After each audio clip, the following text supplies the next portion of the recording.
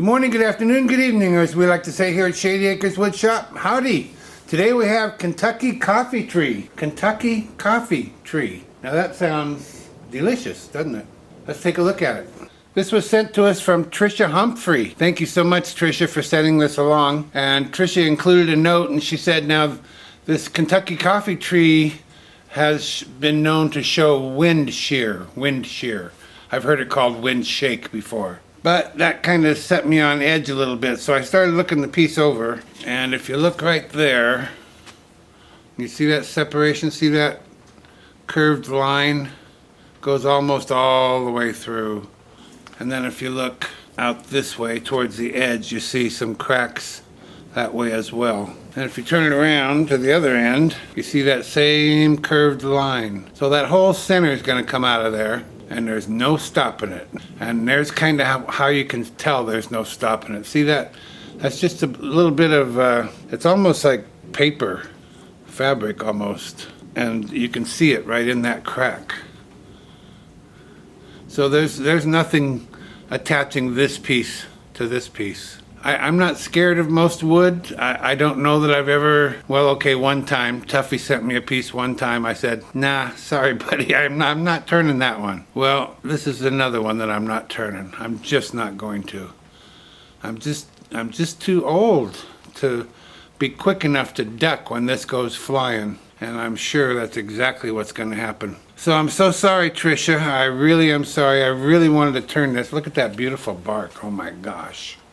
And it's a big, beautiful piece of wood, and I really want to turn it. I want to see if it smells like coffee. I want to know where that coffee name comes from, but I'm just not going to chance it.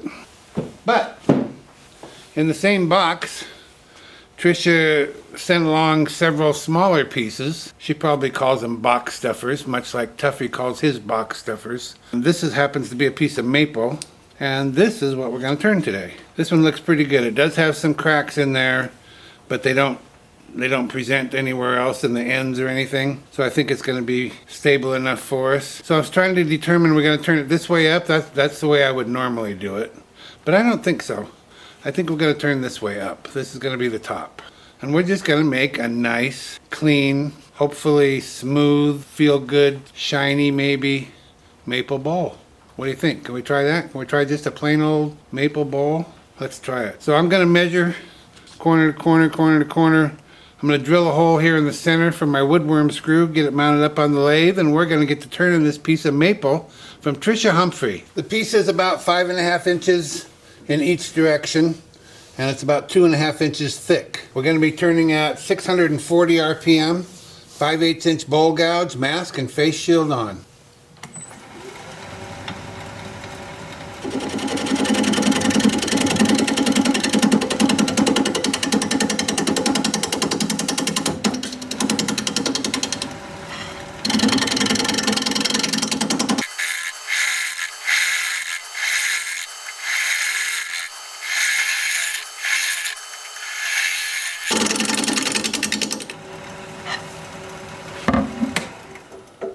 Okay, let's mark out for a tenon, and the easiest way to do that is just use my live center.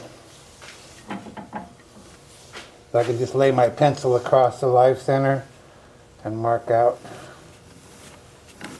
And actually I said tenon, this might be a recess.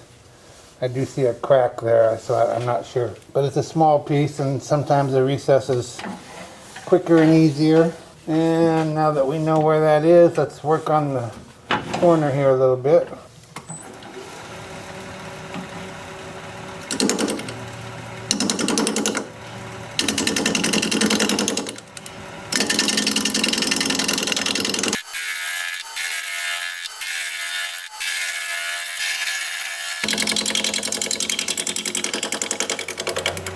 And I bet we can pick the speed up now.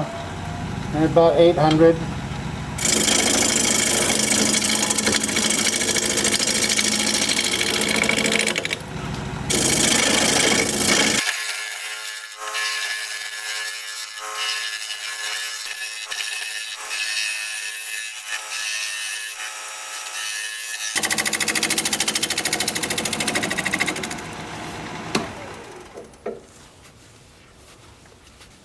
Well, maybe we can keep this little bit of natural area in here, huh?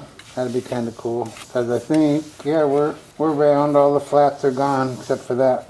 Now I do see the top here is really chewed up. I hadn't noticed that before.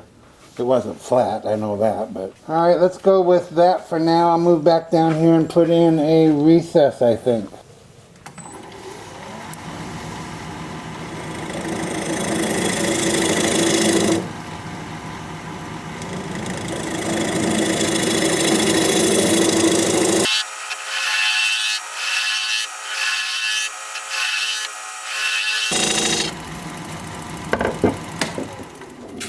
And I've got this recess tool. Puts a dovetail on the outside edge of this for my chuck jaws to grab onto. You don't have to have a recess tool, but I happen to have one, so I'm going to use it.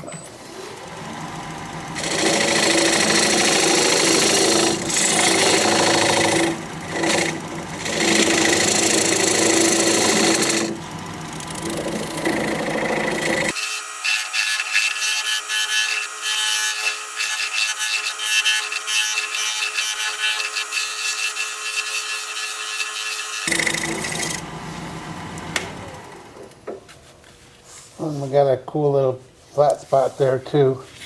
Maybe we can leave that along with this. I wish I could remember who said it, but in my last video, or maybe the video before, one of the commenters, and thank you for the comment, I really enjoyed it. He said, boy, you really work at keeping, I can't remember what he said, imperfections, or anyway, he meant bad parts, natural parts.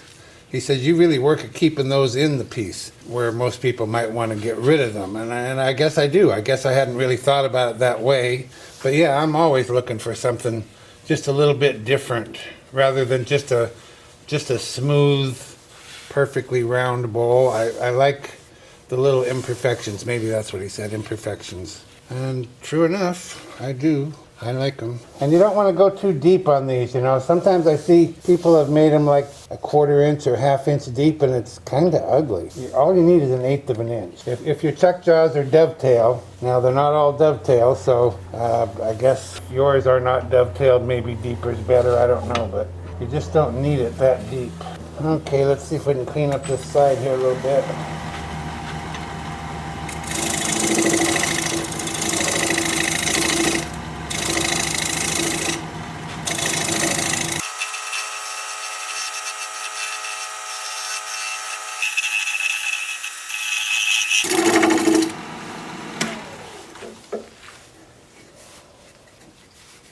Well, that's pretty good, but like I told you, this top is really chewed up. I'm going to see if I can't clean it up just a little bit with this gouge.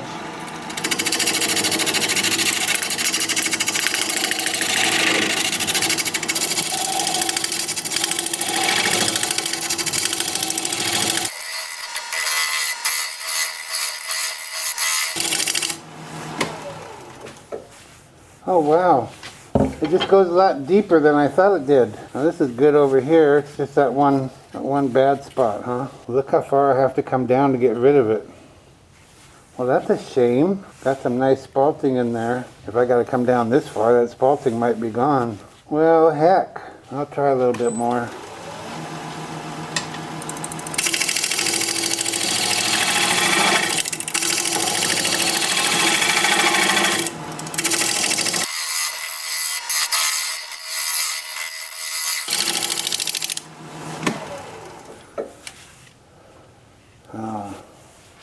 Well, that's just a shame, isn't it?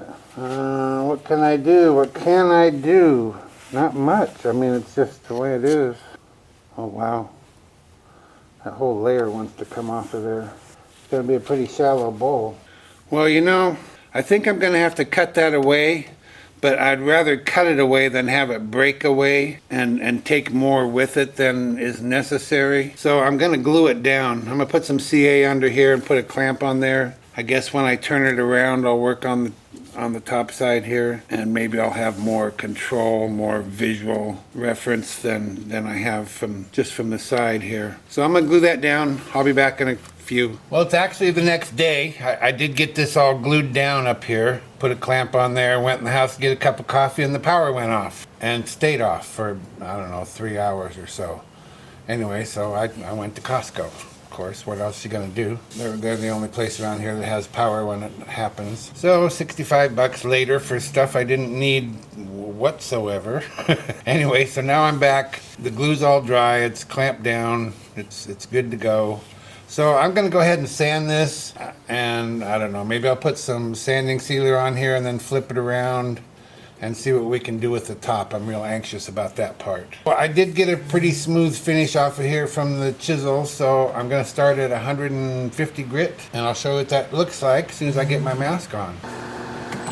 Lathe is spinning in reverse at about 340.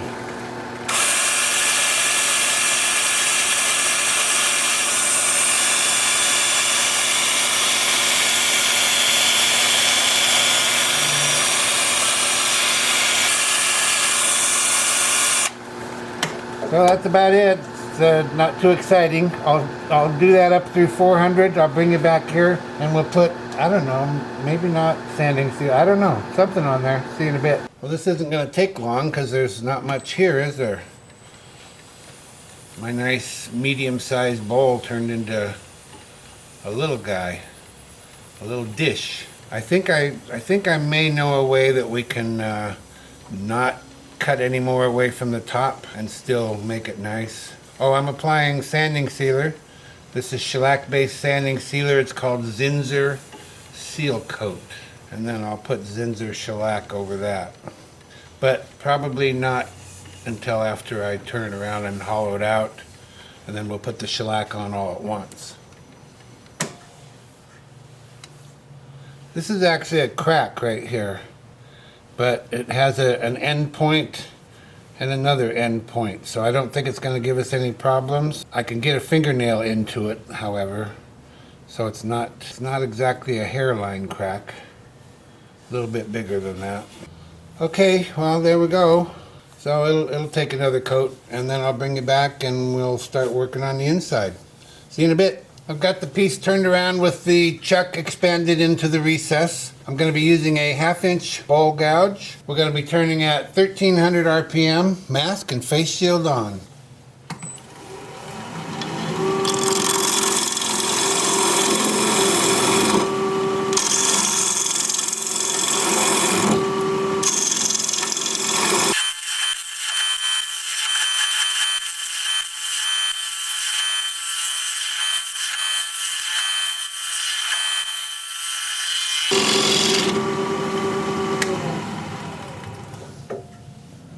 So we've got a pretty nice edge all the way around until we get over here, and it's just pretty chewed up. So my thought was I'm going to bevel this edge rather than take it down until it's gone, clear down here. I'm just going to bevel it over, that way we won't lose any height.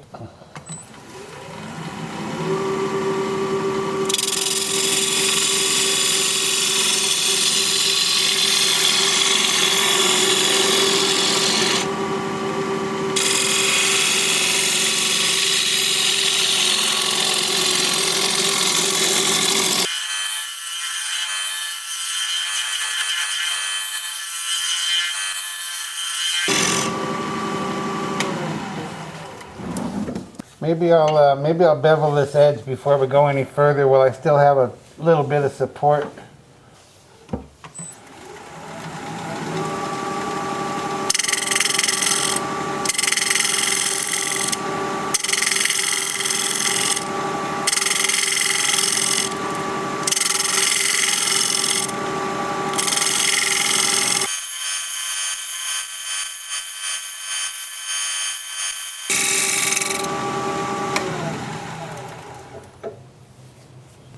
Okay. Yep, looks good, feels good.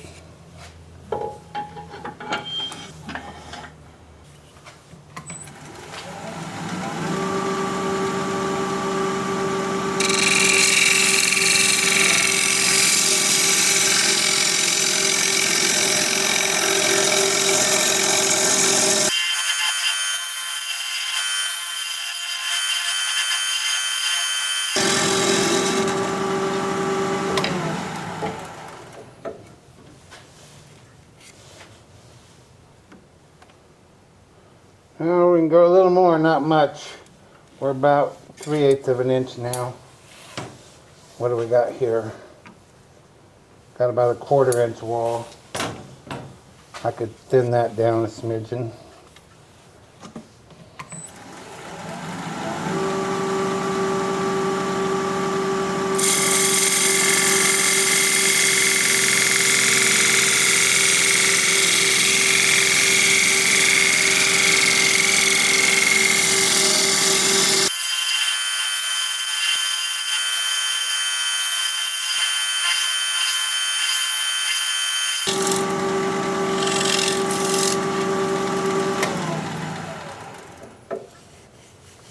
Here's that, yeah.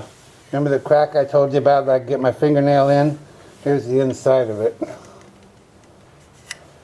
We are ready for sanding.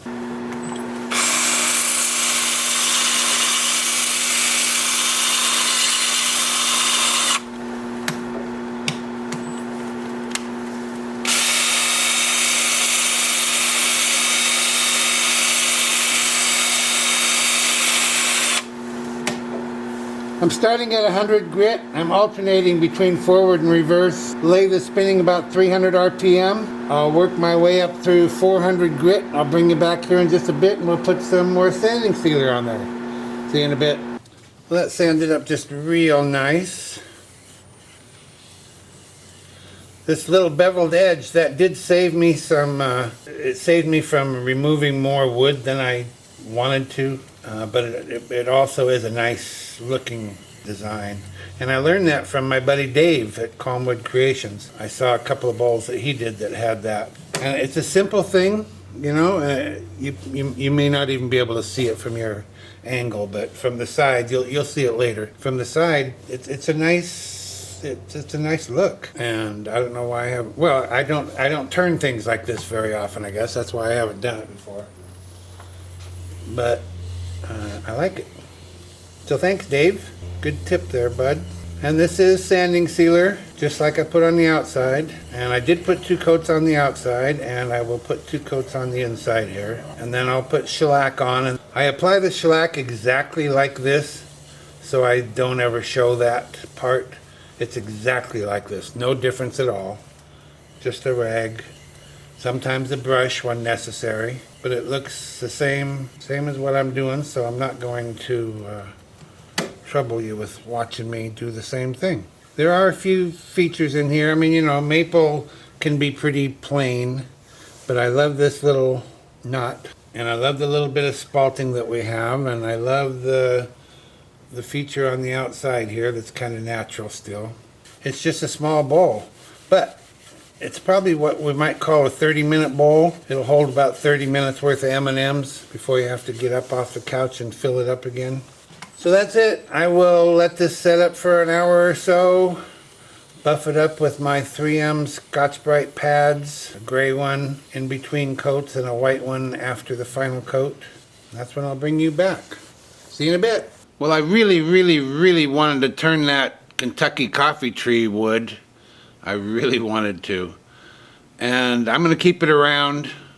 Maybe I'll get brave one day, or maybe I'll come up with some way of holding it together. I don't know what that might be. I kind of think not, but it's possible. Anything's possible, isn't it? But we did turn the maple, and it's a cutie. I think it's just a cutie, and it finished up so beautifully. And it has some nice grain in there. It's got the knot. Love the knot. It's got a couple of cracks. One right here, which corresponds to one over here, and one on the other side, which corresponds to a crack on the outside there. So those are kind of interesting. That one's kind of a nice smile. This one's kind of a beat up smile over here. But I was able to save a little bit of the nature in the piece. Just a little, it's smooth, but it looks kind of beat up, and I love that, of course. And there's that beveled edge, and I'm really glad that I was able to use that. I know it's a small thing, I know that, but it just makes quite a difference to me, and maybe to you, I don't know. But look at that finish, just so nice. And there's the bottom. Signed it and put maple on there. Like I said, it's a perfect little M&M bowl. Thank you, Tricia Humphrey, for sending these pieces of wood along. I so appreciate it. For all to enjoy. If you like this video, thumbs up please. I'd sure appreciate that. If you're a subscriber, thank you so much. It means way more to me than you might guess. If you're not a subscriber, you might consider becoming one. I put out regular videos about one a week, and I'd like to keep in touch. An easy way to subscribe is just click my picture you see there near the end of the video. Your comments are always welcome, and I love reading them. So for now, this is Phil, Shady Acres Woodshop, signing off.